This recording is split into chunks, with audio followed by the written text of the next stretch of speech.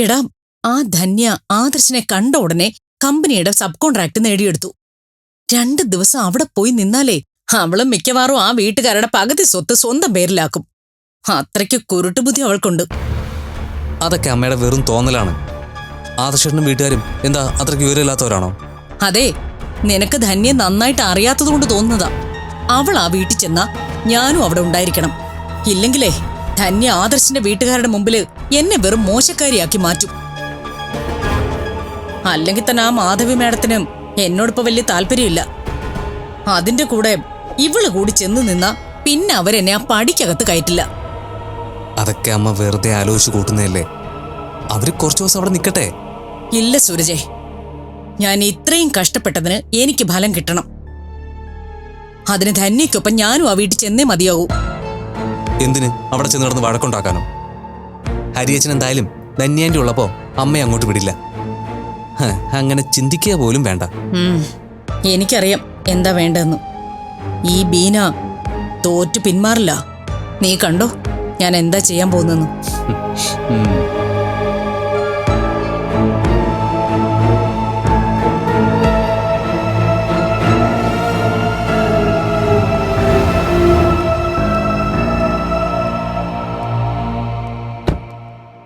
എന്നാ പിന്നെ ഞങ്ങൾ പോയിട്ട് വരട്ടെ. ശരി അങ്ങളെ, എന്തെങ്കിലും ആവശ്യമുണ്ടെങ്കിൽ വിളിക്കണം. എനിക്ക് അവിടെ ഒരുപാട് പരിചയക്കാരുണ്ട്. എന്ത് ഹെൽപ്പിനും അവരുണ്ടാവും. അങ്കിളൊന്ന് വിളിച്ചാൽ മാത്രം മതി. ഞാൻ ആദർശനെ വിളിച്ചോളാം. ശരി എന്നാ. മുത്തശ്ശി ശരി, അനുഗ്രഹിക്കണേ. മുത്തശ്ശിയുടെ എല്ലാ അനുഗ്രഹവും മോക്കുണ്ടാവും. അമ്മേ, സന്തോഷമായിട്ട് പോയിട്ട് വാ മോളെ. മീര, എല്ലാം ഭംഗിയായി തന്നെ നടക്കും. ആദർശേട്ടാ പോട്ടെ. എൻ്റെ എല്ലാ ആശംസകളും പ്രാർത്ഥനകളും ഉണ്ടാവും. All the best. Thank you ആദർശേട്ടാ. യാത്ര പറഞ്ഞത് മതി, ഇറങ്ങാൻ നോക്ക്. ആ, അല്ല, നിങ്ങൾ പോയ ഉടനെ ഞങ്ങൾ ഉറങ്ങും. എന്നാ പിന്നെ വൈകിക്കുന്നില്ല, പോവാം. വാടി മോളെ, കേറ്. ശരി അമ്മ. ശരി മോനെ. ഓക്കെ. ഓക്കെ.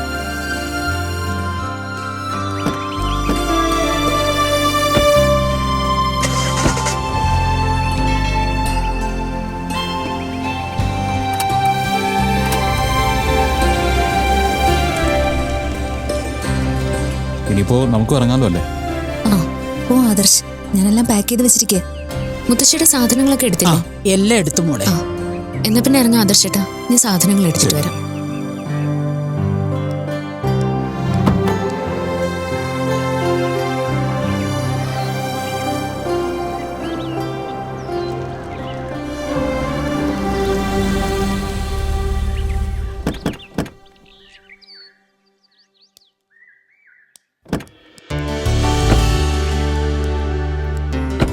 വാ മുത്തശ്ശി.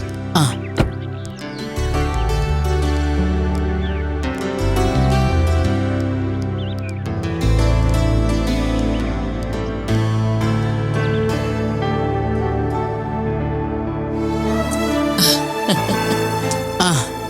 എന്തൊക്കെയുണ്ട് വിശേഷം? സുഖമല്ലേ മാധവി? സുഖം. ഇരിക്കെ, നിങ്ങൾ ഇരുന്ന് സംസാരിക്കേ. ഇരിക്കെ തന്നെ. വിവാഹം കഴിഞ്ഞിട്ട് ഇത്രയും നാളുകളായെങ്കിലും സാവിത്രിയമ്മ ആദ്യമായിട്ടല്ലേ ഇങ്ങോട്ട് വരുന്നത്? അതെ, ഇവിടെ വരെ വരണമെന്നും മീരമോളുടെ കൂടെ കുറച്ചു ദിവസം നിൽക്കണമെന്നും ഒരുപാട് ആഗ്രഹം ഉണ്ടായിരുന്നു. ഓരോരോ കാരണങ്ങൾ കൊണ്ട് നടന്നില്ല. ഏതായാലും ഇപ്പോൾ ഇങ്ങനെ ഒരു അവസരം വന്നല്ലോ. ഇന്നലെ ശരിക്കും കഷ്ടപ്പെട്ടു അല്ലേ ധന്യെ? ശരിക്കും. പക്ഷെ മോളുടെ പ്രോഗ്രാം കാണാൻ പറ്റിയില്ലെന്ന് ഓർക്കുമ്പോ നല്ല വിഷമമുണ്ട്. അതൊന്നും കാര്യാക്കണ്ട. വിദ്യക്ക് ഇനി നല്ല അവസരങ്ങൾ വരും. അപ്പൊ മുൻപന്തിയിലിരുന്ന് തന്നെ കാണാം. ആ, അങ്ങനെയൊക്കെ ഓർത്താ ഞാൻ സ്വയം ആശ്വസിക്കുന്നേ. സുഭദ്രാൻ്റെ ഇവിടെ മുത്തശ്ശി ഇങ്ങോട്ട് കൂട്ടിക്കൊണ്ട് വരണമെന്നും ഇവിടെ നിർത്തണമെന്നും ഏറ്റവും ആഗ്രഹം ആന്റിക്കായിരുന്നു. അതെ, ഇതിനു മുമ്പും പലവട്ടം ആന്റി എന്നോട് ഇക്കാര്യം പറഞ്ഞിട്ടുണ്ട്. ചേച്ചി ക്ഷേത്രത്തിൽ വരെ പോയതാ. ഇന്ന് അവിടെ എന്തോ വിശേഷാൽ പൂജയുണ്ട്. ഉടനെ തിരിച്ചു വരും. വരട്ടെ, ധൃതിയൊന്നുമില്ല. ഇനിയിപ്പോ കുറച്ചു ദിവസം ഞങ്ങൾ ഇവിടെ തന്നെ ഉണ്ടല്ലോ. കാണാനും സംസാരിക്കാനും ധാരാളം സമയം കിട്ടിക്കോളൂ. അഭിരാമി മോളും ഹസ്ബൻഡും വേണ്ടതായിരുന്നു. എനിക്ക് അവരെ കൂടി കാണണമെന്നുണ്ടായിരുന്നു. അഭിരാമി വരാൻ കുറച്ച് വൈകും. ഓഫീസ് കാര്യത്തിനാണ് പോയിരിക്കുന്നതെങ്കിലും അവരുടെ ഒരു ചെറിയ ഹണിമൂൺ ട്രിപ്പ് കൂടിയാണ്. വിവാഹശേഷം അവർക്ക് ഒന്നിച്ച് വിദേശത്തൊന്നും പോകാൻ സാധിച്ചിരുന്നില്ല. ഇപ്പൊ ഇങ്ങനെ ഒരു അവസരം വന്നപ്പോ ആദർശ് തന്നെയാണ് രണ്ടുപേരെ ഒരുമിച്ച് അയച്ചത്. അത് നന്നായി. ഇങ്ങനെയുള്ള യാത്രകളൊക്കെ ബന്ധങ്ങൾ കൂടുതൽ ദൃഢമാക്കി മനസ്സുകളെ അടുപ്പിക്കും. ഇനി ആദർശ മീരയും ഇതുപോലൊരു യാത്ര പോണം. വിവാഹം കഴിഞ്ഞ ഉടനെ ഓരോ പ്രശ്നങ്ങളായതിനാൽ ഇവർക്ക് ഒന്നിച്ചൊരിടത്തും പോകാൻ സാധിച്ചിരുന്നില്ലല്ലോ. ആദർശിന്റെ തിരക്ക് കാരണം അത് നടക്കാത്തത്. വൈകാതെ ഞങ്ങളൊരു ട്രിപ്പ് പ്ലാൻ ചെയ്യുന്നുണ്ട് ആന്റി. ആദർശേണ്ണ ഒരുപാട് തവണ പറഞ്ഞതാ, ഞാനാ വേണ്ടെന്ന് പറഞ്ഞത്.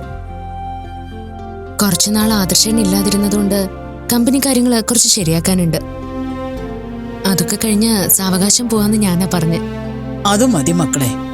ഒരേ മനസ്സോടും സ്നേഹത്തോടും എവിടെയായാലും അതാണ് സ്വർഗം.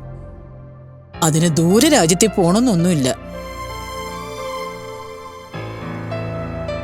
അതൊക്കെ അമ്മയ്ക്ക് വെറുതെ തോന്നുന്നത്. ഇപ്പൊ വിവാഹശേഷം ഒരു ട്രിപ്പ് എന്നത് ഒരു ആചാരം പോലെയാ. ധന്യ പറഞ്ഞതിൽ കാര്യമുണ്ട്. നമ്മുടെ ഒന്നും കാലത്തെ പോലെ അല്ലല്ലോ ഇപ്പോഴത്തെ വിവാഹവും ജീവിതവും. കാലം മാറുന്തോറും ഓരോ പരിഷ്കാരങ്ങളല്ലേ. അതെ.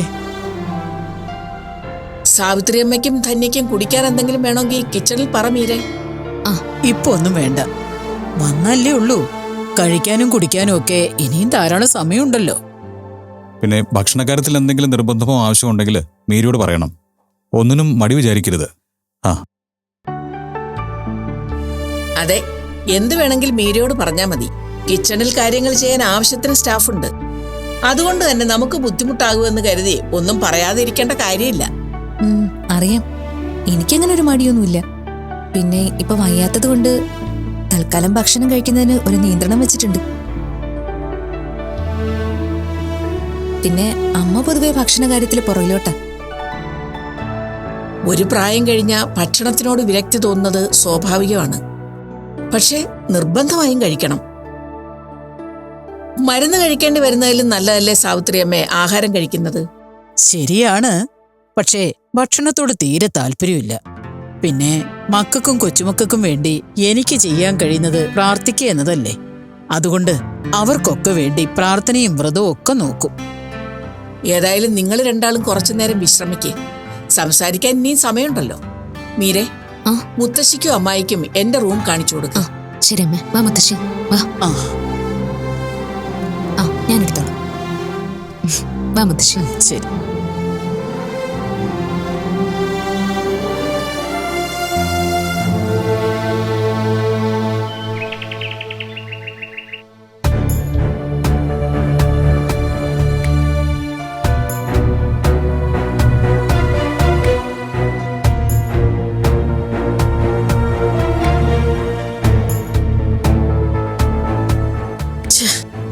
ഇപ്പൊ പെട്ടെന്ന് എന്തെങ്കിലും ചെയ്തേ പറ്റൂ, ഇല്ലെങ്കിൽ വലിയ പ്രശ്നമാവും.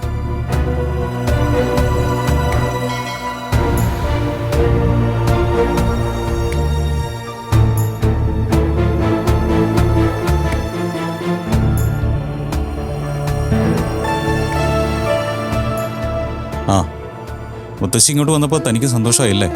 ഒരുപാട് സന്തോഷായി. മുത്തശ്ശി ഇവിടെ കൊണ്ടുവന്ന് നമുക്കൊപ്പം കുറച്ചു ദിവസം നിർത്തണമെന്ന് എനിക്ക് വലിയ ആഗ്രഹമായിരുന്നു. എനിക്കതറിയാം. തൻ്റെ എല്ലാ ആഗ്രഹങ്ങളും നടക്കണം. അത് എത്ര ചെറുതോ വലുതോ ആയാലും സാധിച്ചു തരാൻ ശ്രമിക്കും ഞാൻ.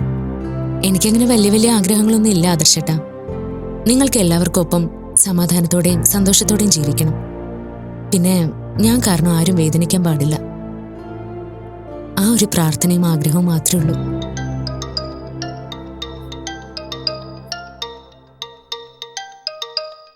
ബീനാമയാണല്ലോ. ഹലോ ബീനാമേ. നീ ഇതെന്തു പണിയാ മീരെ കാണിച്ചേ? എന്താ ബീനാമേ? നീ എന്തിനാ ധന്യ അങ്ങോട്ട് കൂട്ടിക്കൊണ്ടു പോയത്? അമ്മാവനും വിദ്യയും മഹാബലിപുരത്തേക്ക് പോകുമ്പോ മുത്തശ്ശി ഇങ്ങോട്ട് കൊണ്ടുവരുന്ന കാര്യം ഞാൻ പറഞ്ഞിരുന്നില്ലേ? ഞാൻ ചോദിച്ചത് സാവിത്രി അമ്മയുടെ കാര്യമല്ല, ധന്യയുടെ കാര്യമാ.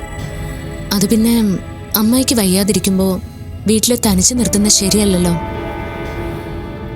എന്റെ മോളെ, നിനക്ക് ധന്യ നന്നായിട്ട് അറിയാവുന്നതല്ലേ? അവളുടെ സ്വഭാവം അറിയാം.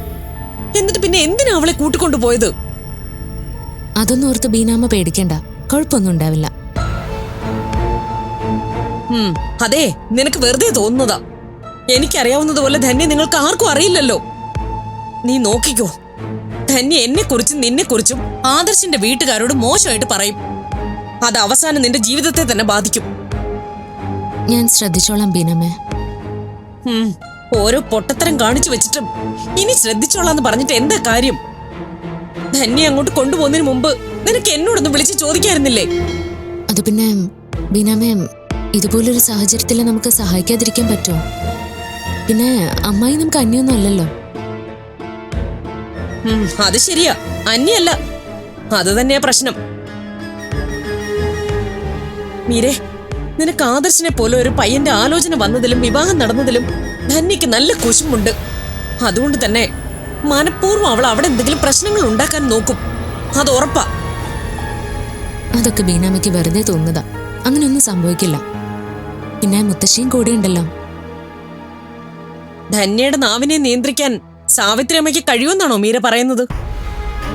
എന്നെ ആദർശിന്റെ വീട്ടുകാരുടെ മുമ്പിൽ മോശക്കാരിയാക്കാൻ ധന്യ ഉറപ്പായിട്ട് ശ്രമിക്കും. ഞാൻ പറയുന്നൊന്ന് ബീനാമ്മ കേക്ക്. അങ്ങനെയൊന്നും വരാതെ ഞാൻ ശ്രദ്ധിച്ചോളാം.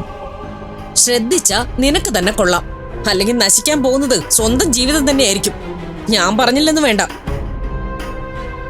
ഹലോ ബീനാമ്മേ, ഹലോ. കട്ടായോ? എന്താ മീര പ്രശ്നം? ഏയ് ഒന്നുമില്ല ആദർശേട്ടാ. അതൊന്നുമല്ല, എന്തോ ഉണ്ട്. എന്താ ആന്റി തന്നോട് പറഞ്ഞത്? അത് പിന്നെ എന്തായാലും പറ മീരെ. താൻ എന്തിനാ എന്റെ മുന്നിൽ മറയ്ക്കുന്നത്? നമ്മുടെ ഇടയിൽ ഇനി രഹസ്യങ്ങൾ എന്തിനാ? അത് ആദർശേട്ടാ, ബീനാമ്മയും ധന്യമ്മയും തമ്മിൽ അത്ര നല്ല ചേർച്ചയിലല്ല. എന്തെങ്കിലും പറഞ്ഞ് അവരെപ്പോഴും പരസ്പരം വഴക്കിടും. ഇപ്പൊ അമ്മായി ഇങ്ങോട്ട് വന്നതുകൊണ്ട് ബീനാമ്മയ്ക്കൊരു ടെൻഷൻ. അതാ ഇപ്പൊ എന്നെ വിളിച്ച് പറഞ്ഞത്. അതാണോ കാര്യം? ഇതെന്നോട് പറയാനാണോ മീര മടിച്ചത്? ബീനാന്റിയുടെയും ധന്യാന്റിയുടെയും സ്വഭാവം ഏകദേശം എനിക്ക് മനസ്സിലായിട്ടുണ്ട്. അതുകൊണ്ട് താൻ ഈ പറയുന്നത് കേട്ടിട്ട് എനിക്ക് അത്ഭുതമൊന്നുമില്ല. എന്റെ സങ്കടം താൻ എന്നെ അന്യനായിട്ട് കാണുന്നില്ല. അയ്യോ, അങ്ങനെയൊന്നുമില്ല ആദർശേട്ടാ.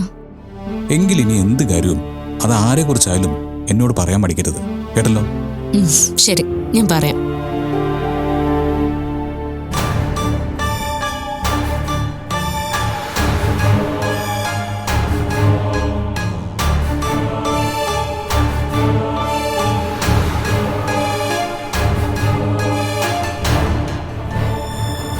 എന്താ ബീന, താനെന്താ എങ്ങനെ ആലോചിച്ചിരിക്കുന്നത്?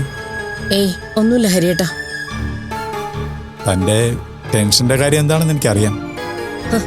അതെങ്ങനെയാ എനിക്കില്ലാത്തൊരു ടെൻഷൻ ഹരിയേട്ടൻ അറിയുന്നത്? ഞാൻ ബീനയെ കാണാൻ തുടങ്ങിയിട്ട് വർഷം കുറച്ചായല്ലോ. അതുകൊണ്ട് തന്നെ തന്റെ ഭാവമാറ്റം എനിക്ക് മനസ്സിലാവും. ഭാഗ്യം, ഹരിയേട്ടൻ അത്രയെങ്കിലും എന്നെ അറിയാൻ പറ്റുന്നുണ്ടല്ലോ.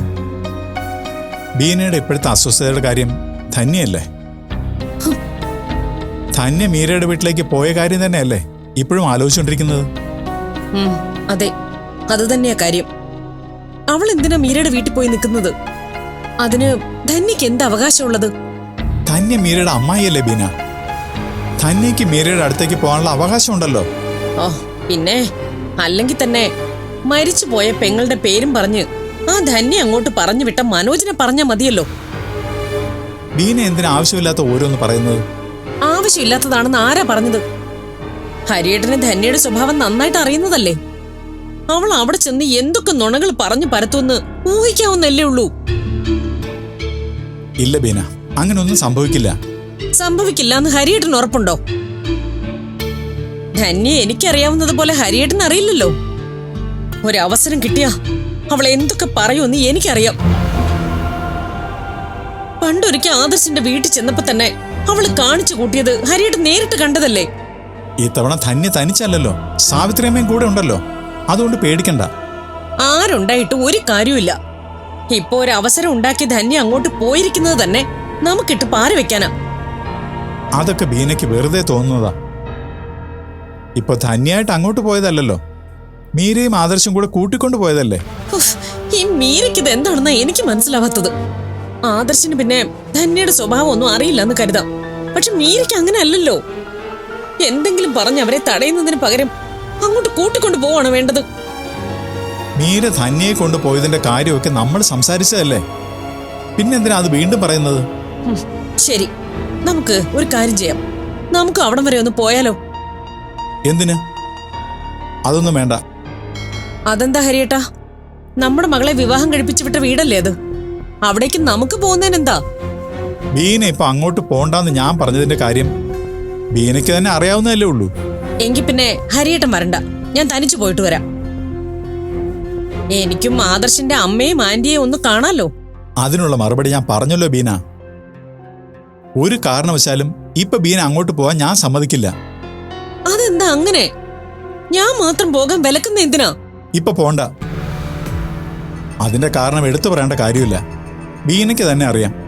ധന്യ പോകുന്നതിന് കുഴപ്പമില്ല, ഞാൻ പോവാൻ പാടില്ല. ഹരിയേട്ടന് ഇപ്പോഴും എന്നെ മീരയുടെ അമ്മയായിട്ട് അംഗീകരിക്കാൻ സാധിച്ചിട്ടില്ല. അതാണ് കാര്യം. വെറുതെ ഓരോന്ന് ഉണ്ടാക്കി പറയണ്ട ബീന.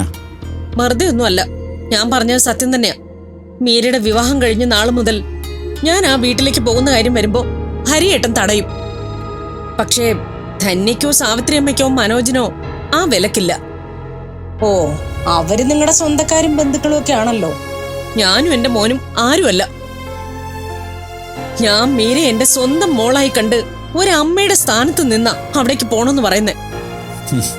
ഇതൊക്കെ ബീന വെറുതെ പറയുന്നതാണെന്ന് ബീനയ്ക്ക് തന്നെ അറിയാം. ഞാനോ മീരയോ ബീനയോടും സൂരജിനോടും ഒരു തരംതിരിവും കാണിച്ചിട്ടില്ല. പിന്നെ ഇപ്പൊ അങ്ങോട്ട് പോണ്ടാന്ന് പറയുന്നത് എനിക്ക് ബീനയും ധന്യയും അറിയാവുന്നതുകൊണ്ടാ.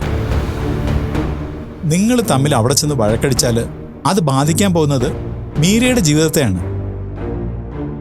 മീരയുടെ ജീവിതത്തിന് ദോഷം വരുന്ന ഒന്നും സംഭവിക്കാതിരിക്കാൻ കൂടിയാ ഞാൻ അവിടെ പോവാന്ന് പറഞ്ഞത്.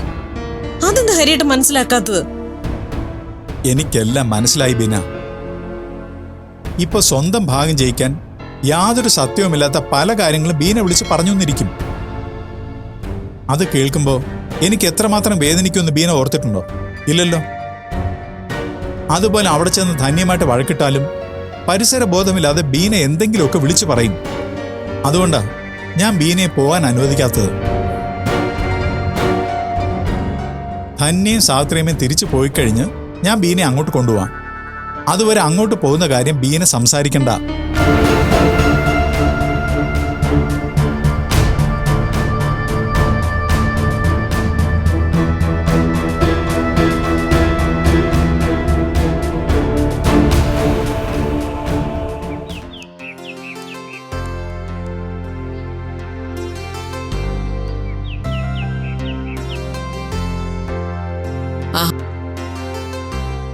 അവരെത്തിയോ മാധവി? ആഹാ, ക്ഷേത്രത്തിൽ പോയ സമയത്തും ചേച്ചിയുടെ മനസ്സിൽ അതായിരുന്നു തോന്നുന്നല്ലോ. സത്യം പറഞ്ഞ അതെ. മീരയുടെ മുത്തശ്ശിയും അമ്മായിയും വരുമെന്ന് അറിഞ്ഞിട്ടും ഞാൻ അവര് വരുന്ന സമയത്ത് ഇവിടെ ഇല്ലാതിരുന്നത് അവർക്ക് മുഷിപ്പ് തോന്നുവോ എന്ന് ഞാൻ പേടിച്ചിരുന്നു. അങ്ങനെയൊക്കെ എന്തിനാ ചിന്തിക്കുന്നത്? അവരിന്ന് പോകാമെന്നല്ലോ, കുറച്ചു ദിവസം എന്തായാലും ഇവിടെ കാണുമല്ലോ. അങ്ങനെയല്ല മാധവി, മീരമോള് നമ്മളോട് ഓരോ കാര്യത്തിനും കാണിക്കുന്ന ബഹുമാനവും സ്നേഹവും നമ്മൾ തിരിച്ച് അവളോടും കാണിക്കണ്ടേ? അവളുടെ ബന്ധുക്കൾ വരുമ്പോ നമ്മൾ അവർക്ക് കൊടുക്കുന്ന സ്നേഹവും കരുതലും കണ്ട് ഏറ്റവും കൂടുതൽ സന്തോഷിക്കുന്നത് മീരയായിരിക്കും. എന്തായാലും ചേച്ചി നോക്കിയിരുന്ന ആളുകൾ എത്തിയിട്ടുണ്ട്. അവർക്ക് എന്റെ റൂമാ കൊടുത്തിരിക്കുന്നത്. ഏതായാലും ഞാൻ അവരെ ഒന്ന് പോയി കണ്ട് സംസാരിച്ചിട്ട് വരാം. ആ, നിങ്ങളെ കാണാൻ ചേച്ചി റൂമിലേക്ക് വരാൻ തുടങ്ങുമായിരുന്നു. സുഭദ്ര ക്ഷേത്രത്തിൽ പോയ വിവരം മാധവി പറഞ്ഞു. സുഭദ്രയുടെ സംസാരം കേട്ടു, അതാ കാണാൻ ഇങ്ങോട്ട് വന്നത്. ഇരിക്കെ. ആ,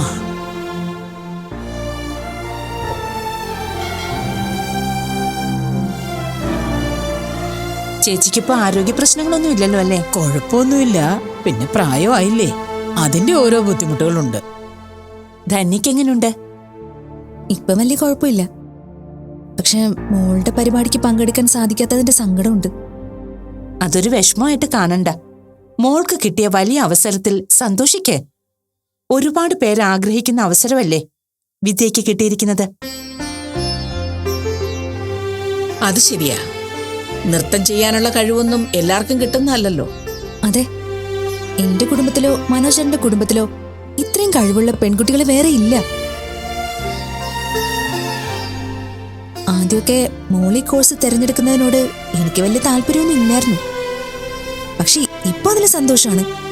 നമ്മുടെ ആഗ്രഹങ്ങളും സ്വപ്നങ്ങളും മക്കളുടെ മേൽ അടിച്ചേൽപ്പിക്കല്ല വേണ്ടത്.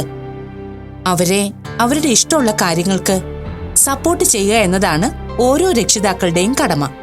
അത് സുഭദ്ര പറഞ്ഞത് ശരിയാ. എനിക്കും അതേ അഭിപ്രായമാ. അതുകൊണ്ടാ വിദ്യമോൾ ഇങ്ങനെ ഒരു മേഖല തിരഞ്ഞെടുത്തപ്പോ ഞാൻ അതിനെ പ്രോത്സാഹിപ്പിച്ചത്.